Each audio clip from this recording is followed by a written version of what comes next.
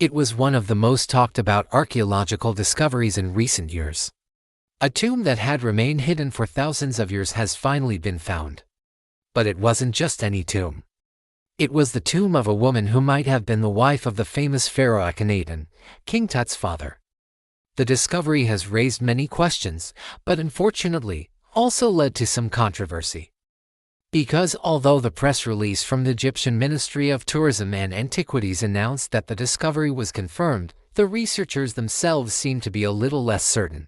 So what do we really know about the identity of this mysterious woman, and how did her tomb end up being lost for so many years?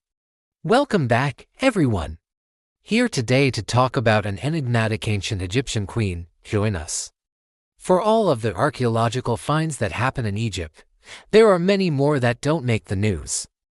Many tombs are discovered every year, but only a few are ever made public or cause a stir among experts. This is probably due to the fact that almost everything about the ancient Egyptians has already been explored and researched. After all, the country is thousands of years old. But of course, it can still surprise us with individual exciting finds. For example, in 2020, two clay tablets were discovered near Cairo which are believed to contain the oldest known examples of writing in the world. These artifacts are about 5,000 years old, which makes them more than 1,000 years older than the corresponding artifacts found in Mesopotamia. You can imagine that this find made quite a stir in the scientific world. But let us return to the find that is the focus of our post today, namely the mysterious tomb that may have belonged to the wife of Pharaoh Akhenaten. Who was that? Akhenaten, born Amenhotep IV, was the pharaoh of Egypt between 1353 and 1336 BC. He is considered one of the most controversial rulers in history for two main reasons. First, he changed his name, which was unusual at the time, because traditionally pharaohs didn't change their names when they ascended the throne. Second, he tried to introduce monotheism into Egypt, which was extremely controversial and unpopular among the population. The main god Aten, who represented the sun disk, was particularly important to him. At the end of his reign, however, he recognized that the vast majority of the population refused to accept his religious views. In the last years of his life, he reintroduced the old gods and turned back to traditionalism.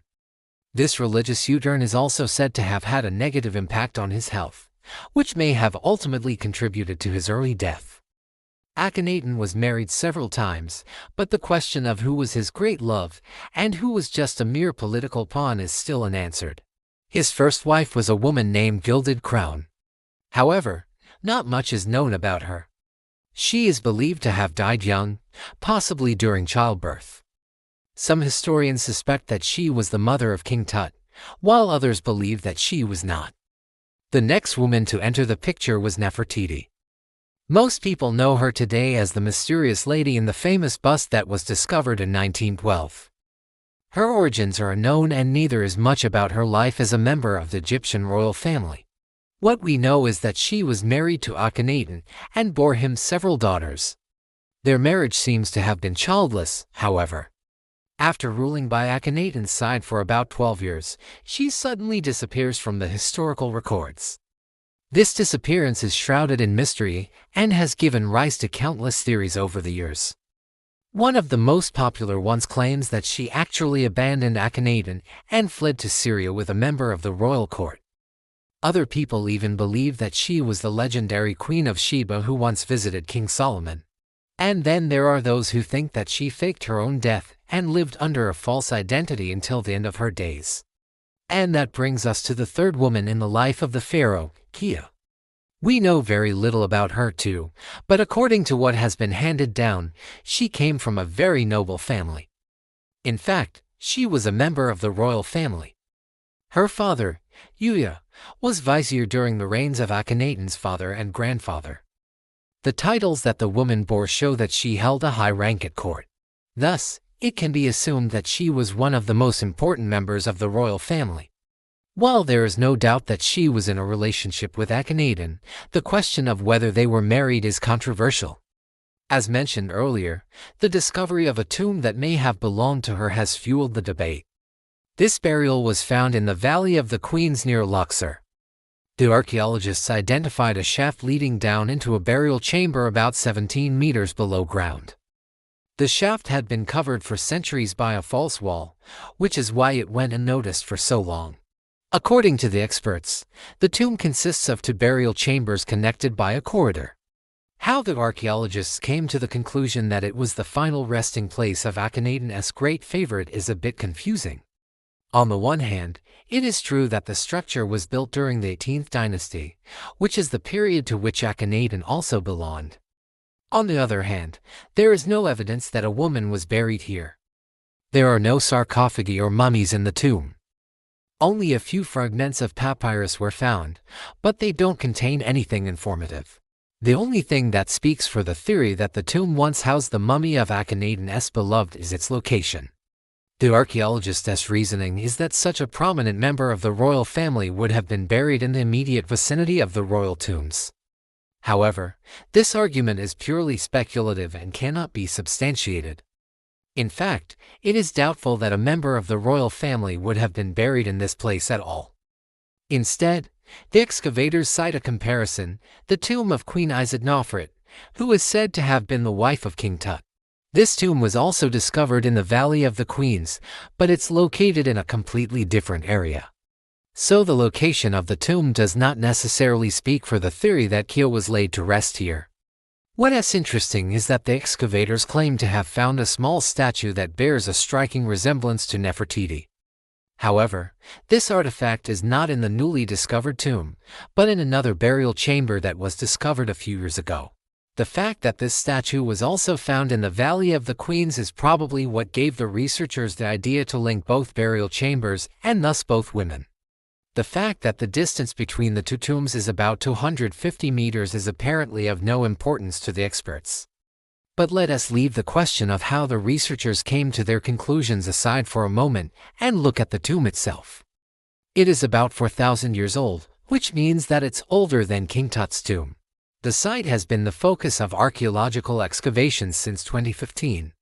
During these excavations, the researchers found a number of valuable artifacts, including jewelry and cosmetic utensils. With these findings, the experts want to gain new insights into everyday life in ancient Egypt. But it is questionable whether the objects found will help to clarify the mystery of the identity of the woman buried in the tomb. In fact, the discovery was met with skepticism from the very beginning. Experts point out that the Egyptian Ministry of Antiquities published the sensational news of the discovery before the actual research work had been completed. It is typical for such ministries to be very proud of their country's cultural heritage and to publicize new discoveries. In this case, however, the officials went too far. Instead of saying something like "we have discovered a mysterious tomb," they announced that the tomb definitely belonged to Keo. This rush to publish raises doubts among scientists. There is no trace of the mummy of the alleged queen, and there are no written records that indicate that she was buried there. It's quite possible that the remains of a prominent woman from the 18th dynasty were discovered, but it's just as likely that they have nothing to do with Akhenaten's wife. Archaeologists aren't the only ones who are skeptical of the official announcement. Some people even believe that the entire discovery is a hoax. Accordingly, the tomb was never hidden, but was known to the locals. However, the residents kept quiet to protect the site from treasure hunters and grave robbers.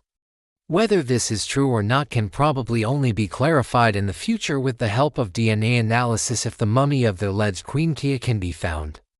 Unfortunately, it doesn't seem as if the authorities are willing to invest the necessary money for this. What do you think of the discovery? Do you think the tomb really belonged to the pharaoh's wife, or is it a clever forgery? We're already looking forward to your comments. If you liked today's post, please give us a thumbs up. Also, remember to subscribe if you haven't already to stay up to date from now on. Thank you for watching. Have a good one and see you next time.